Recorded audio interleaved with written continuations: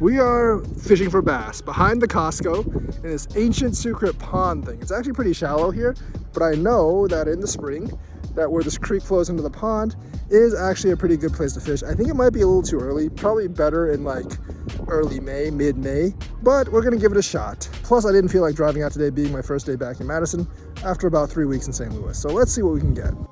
For the sake of the fish, I bought some barbless hooks. The barbed hooks usually get tangled in their throat a lot of times for bass and walleye, especially for bass. So we're gonna go with these hooks that are easy to remove. All right, got a juicy worm. I thought about getting rosies here to actually feed the bass, but worms are much easier to keep on the hook. So we're just gonna do that, and hopefully we'll actually get something here. I know there's bass here, I just don't know if they're biting as of yet.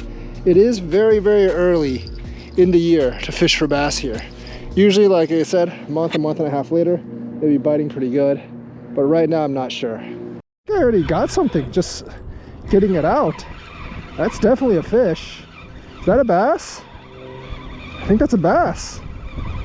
They're definitely here then. That's not a bad one either. That is, I thought that was a bullhead for a while, but that is a largemouth bass. Largemouth bassy. Not a big one, but it's a good pound or so. Largemouth bass, 12, 13 inches. Not bad at all. Took about 2 minutes to get this bass. And let's get this largemouth back in the water here.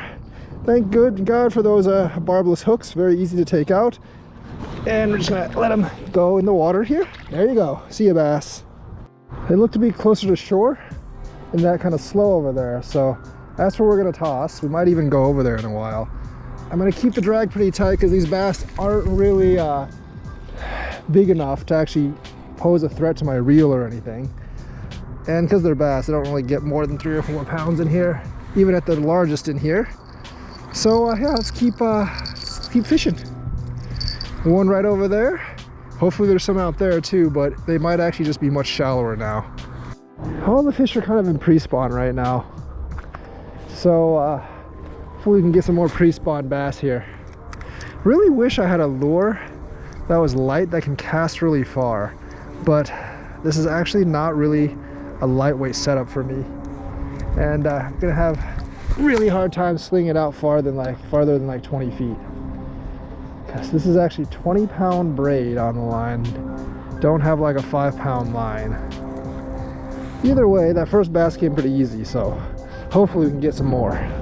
You know, one of the things I'm surprised about this particular pond is I've never seen any carp in this pond.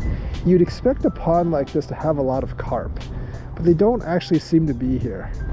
Not really sure why that is, because like pond, a lot of waterfowl, you know, a lot of algae and stuff. Seems like a really, really good place for carpios, but I've never seen a single carp in here, and I've never caught one. After that first bass, haven't had too much luck for the next 45 minutes, so I toss a worm under bobber. That is always the secret method if we can't get anything else to bite. I think I'm gonna have to toss a little bit further, but might be a bit of trouble here because the worm under bobber doesn't really toss that far. At least not in this case.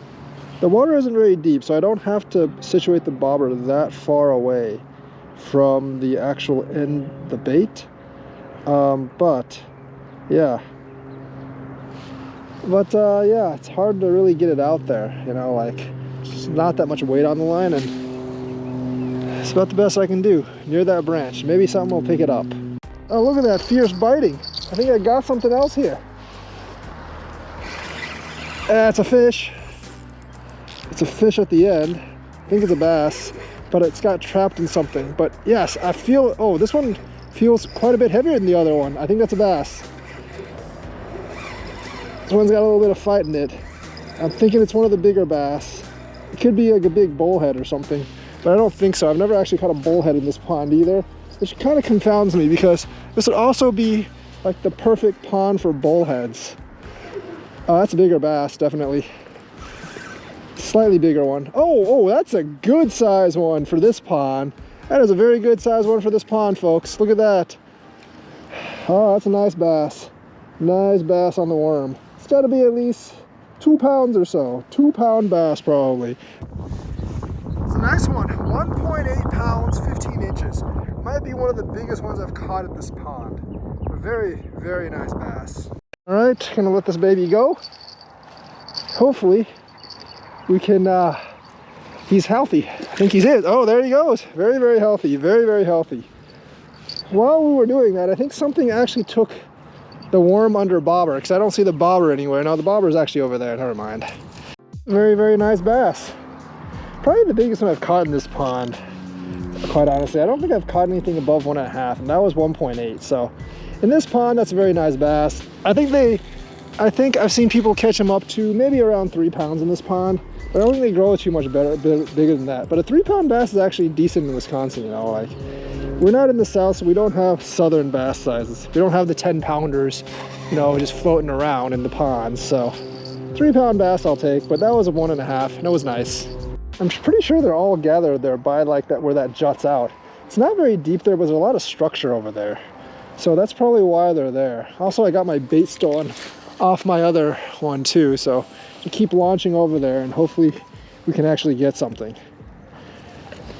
I can get over on the other side, but I would have to go all the way back and walk across, and I don't really want to do that right now, so we're just gonna fish from here for right now. 2 bass, not too bad, but they're not actually in like here where I want them to be. They're way out there, so hopefully we can still get something here. This is actually Wisconsin's off season, so you can't actually keep any bass that you catch, but you can actually catch and release them. Wisconsin has had year-round bass fishing, catch and release, for essentially about 3 or 4 years now, but you just can't keep them.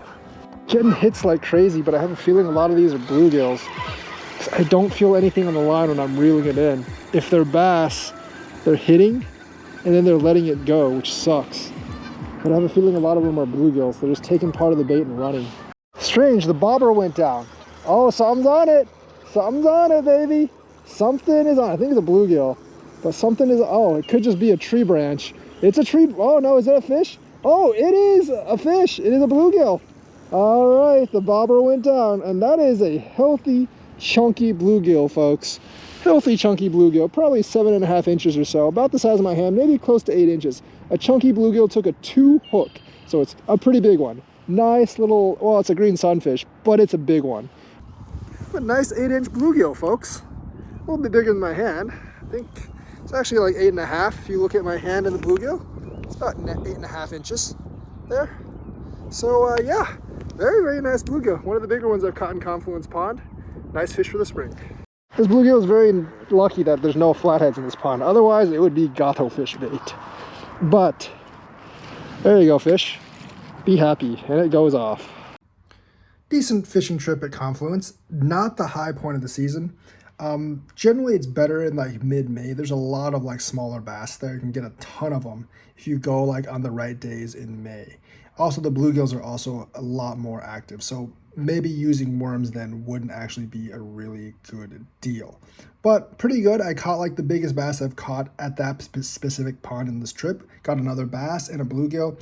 I had several of my baits stolen, probably by bluegill. I also tried fishing the other likely spots in that pond, namely right above the waterfall, right below the dam as well, in the stream. I didn't try by the pipes, and that's the other place where there would actually be a lot of fish. So those are really the 4 places on Confluence where there's fish, like where I was standing, by the pipes on the other side, above the waterfall, and right below the waterfall. So I think you should try it in May. Really nice place. I really, really suggest catch and release there, but there's some good bass in there as well.